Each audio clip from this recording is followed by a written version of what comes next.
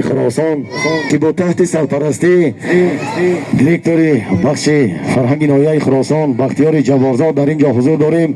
میخواهیم که بزم امشب را آباد و زیبا گردانیم. در اینجا گلدختر تاجی بانوی زیبا و ارزنده بزم امشب ما پروینه نورزاد حضور دارند.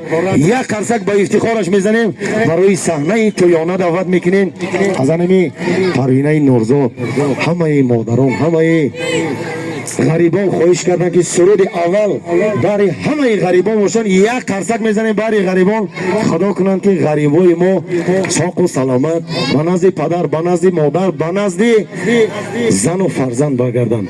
آمین. یک قرصک میزنیم پروینه نوری خراسانی در خدمت ما و شما. رحمتی کلان زنده و سلامت باشند. شوهر نازنین توی مبارک باشد. با تشبوس یکای بختیار در اینجا حضور داریم. اینام یکای بختیار از نام کلی صنعتکارا شو دختر شو را تبریک میکنیم. توی مبارک باشد. یک سرودی غریبی میخونیم بعدم رقص بازی. زنده و سلامت باشد. توی مبارک باشد. بشینم همه زنده باشد.